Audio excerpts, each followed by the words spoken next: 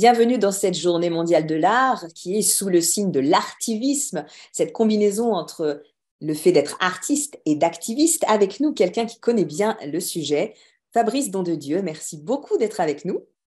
Est-ce que vous Merci pouvez beaucoup. vous présenter, Fabrice? Alors, Fabrice Don-de-Dieu Boisboula-Moutima est mon nom. Je suis du Congo-Kinshasa, la RDC. Et donc, je suis artiste, danseur, chorégraphe, comédien, mais également quelqu'un qui utilise l'art comme outil de résilience, de vivre mieux ensemble.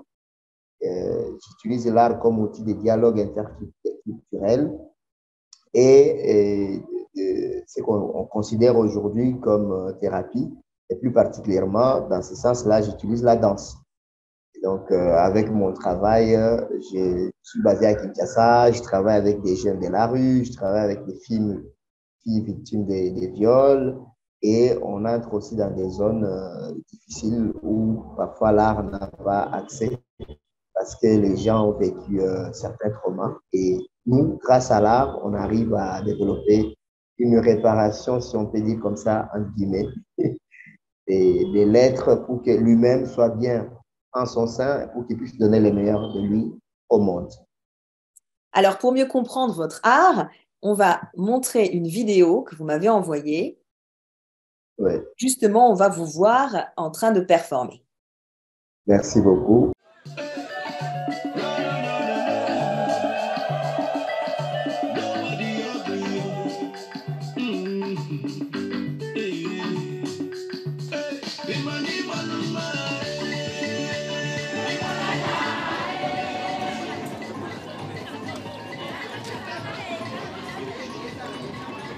La danse touche toutes les catégories des personnes, quel que soit ton poste de pouvoir, quel que soit ton âge, quelle que soit ta race, quel que soit ton pays.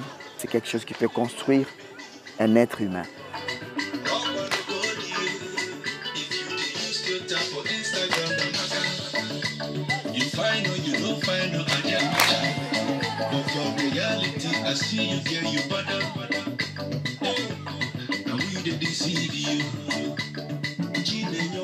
Quand je regarde comment ça se passe, comment tu arrives à donner l'envie de vivre, à réveiller l'espoir à des milliers de gens comme ça, c'est formidable,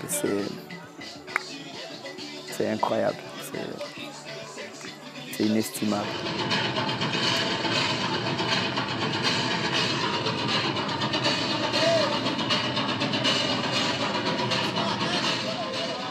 La danse, je suis impatient. La danse donne le courage, la force. Dans mon rêve, je veux aussi devenir un grand danseur. Pour que d'ici demain, je devienne quelqu'un aussi pour former les autres. 6, 7, 8. On leur dit, il faut croire à la vie, il faut croire que c'est encore possible et l'espoir est encore possible. Et c'est moi qui...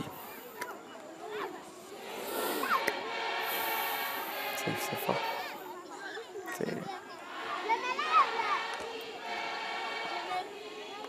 Mais on va continuer.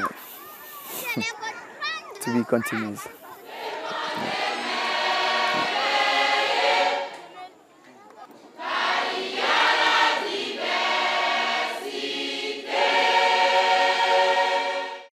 C'est une pièce très très forte et on sent combien vous-même vous êtes traversé par cette espèce de courant de vie que vous créez grâce à l'art.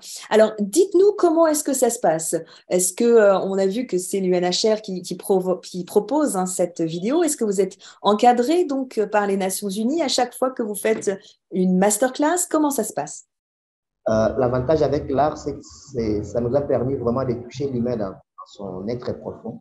Et quand j'ai été proposé pour amener ce genre de programme dans les camps des réfugiés, parce qu'il faut dire qu'au départ, l'idée était venue de African Artists for Development, qui est une fondation basée en France, AAD, dirigée par le couple de Mathias Léridon et Gervan Léridon.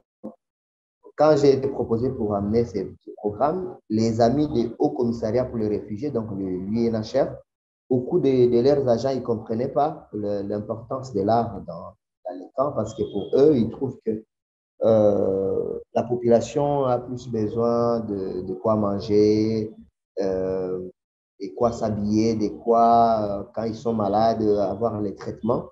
Et ils oubliaient cette dimension-là des traitements, des lettres à partir de son profond cœur, de son âme. Et c'est l'art qui m'a permis au départ, avec des exercices d'expérimentation, à arriver à ça. Et comme je n'étais pas, j'ai envie de dire, laissé Clara très bien plus que moi peut-être, avec l'art c'est difficile de tricher. Donc j'étais sincère dans mon travail et moi avec toute mon équipe de Congo Drama Company, on était nous-mêmes plongés dans cet univers et donc on ressentait les effets positifs que cela a amené au fur et à mesure. Comment est-ce que les gens qu'on a trouvés qui étaient incapables de se regarder, ne serait-ce que tout droit dans les yeux, peut avoir la capacité de se regarder, mais aussi de se sourire. Donc, c'est ce qui fait que, voilà. Et donc, nous sommes toujours encadrés par l'UNHCR parce que, là, c'est un exemple dans les camps des réfugiés centrafricains, de Inke, et les camps appartiennent au Haut Commissariat pour les réfugiés. Donc, nous, on amène ces programmes-là en appui déjà à cet encadrement qu'ils font avec toutes les autres organisations notamment PAM et tout le monde qui intervient, l'OMS qui intervient pour l'encadrement des populations réfugiées, puis les atrocités. Et voilà, donc c'est toujours sous leur encadrement, surtout toute la partie logistique. Des fois, nous, on se bat pour avoir un peu de financement pour trouver de quoi manger. Parce que c'est un programme où nous nous amenons nous-mêmes dans les camps. Nous restons avec les réfugiés. On vit leurs conditions et c'est chaque matin, il y aura 5 heures par jour qu'on donne ces ateliers-là. Et là, par exemple, la personne la plus âgée avait 88 ans, 98 ans, comme on dit en France. Chez nous, les Belges, on dit 98 ans.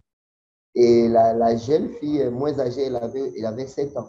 Donc, c'est vraiment un programme qui touche toutes les couches humaines et les changements est palpable. Et l'avantage avec ça, c'est qu'on a associé les autochtones aux réfugiés pendant les ateliers et donc il y avait aussi ces dialogues interculturels dont je parlais. Donc réussir non seulement à faire en sorte de créer une interculturalité, mais aussi une relation, puisque de ce que vous dites, vous leur permettez de se regarder pour la première fois, quelquefois de se toucher pour la première fois. Donc c'est vraiment, d'une certaine manière, un impact de l'art pour rendre plus humain les relations. Exactement, c'est ça le but. C'est ça le but, de construire une identité personnelle pour qu'ils puissent découvrir l'identité de l'autre et partager justement cette humanité qui va être sincère, qui va être réelle et non hypocrite. Voilà. Donc retrouver un certain lien d'empathie, c'est ça? Premier, quand on a intervenu pendant 6 mois, les taux de violence physique, surtout chez les femmes, étaient de 76%. À notre départ, selon les chiffres des statistiques de l'UNHCR, il était de 16%. Ah, donc, pour dire combien, voilà, combien est-ce que l'art est impactant. Et donc, toute cette expérience nous a enrichi, ce qui nous a poussé maintenant à mettre tout un schéma maintenant de travail. Aujourd'hui, voilà, je suis invité parfois par-ci par-là pour donner des conférences et je peux expliquer toute la méthodologie que nous mettons en place pour arriver à travailler avec des gens. Parce qu'un réfugié, quand il vient dans les camps, normalement, il pense que c'est pour 2 ou 3 ans. Et selon les rapports de l'UNHCR, en tout cas qu'on a lus de 2018, ils nous ont dit qu'un réfugié reste minimum 17 ans dans un camp. Alors, 17 ans, c'est toute une vie. Donc, ça veut dire que s'il était venu jeune à l'âge de 6 ans, après, c'est un monsieur ou c'est une dame. Et donc, si c'est un monsieur qui est venu avec 3 enfants, mais il a pu réussir à partir avec sa femme, après 17 ans, ils peuvent arriver à avoir encore 3 ou 4 autres. Nous sommes en Afrique, tu connais les réalités. Et donc, il doit faire les champs, il doit pêcher, et tout ça, ça crée des conflits avec les autochtones.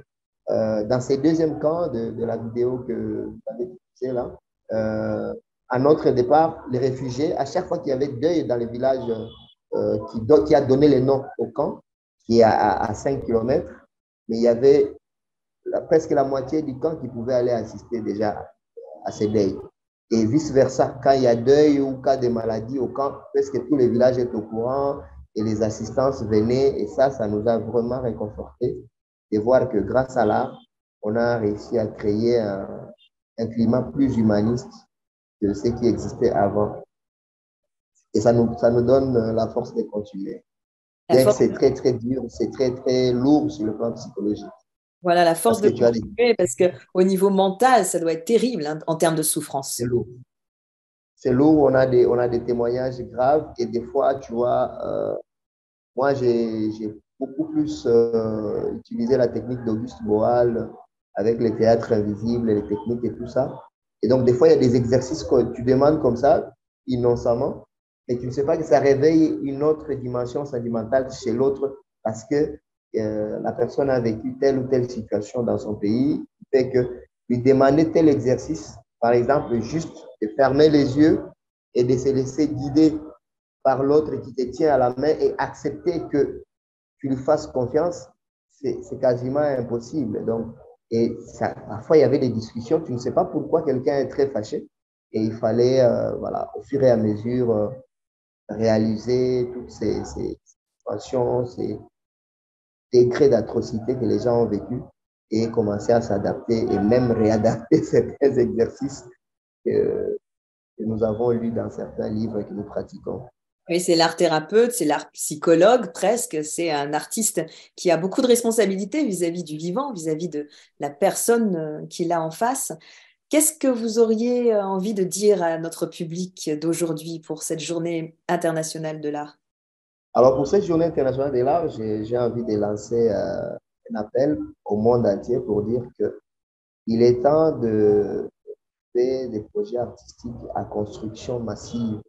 Moi, je crois que des grands projets artistiques très bien réfléchis avec des personnes engagées comme vous, Lara, nous arriverons à construire un monde plus équilibré et j'ai envie de dire un monde plus meilleur parce que grâce à l'art, on peut se regarder sincèrement, on peut applaudir sincèrement, on peut rire sincèrement et on peut même pleurer des larmes sincères qui ne choquent pas mais qui viennent de ces catharsis qui peut provoquer un travail artistique qui te permet de te découvrir sans être blessé, sans être choqué.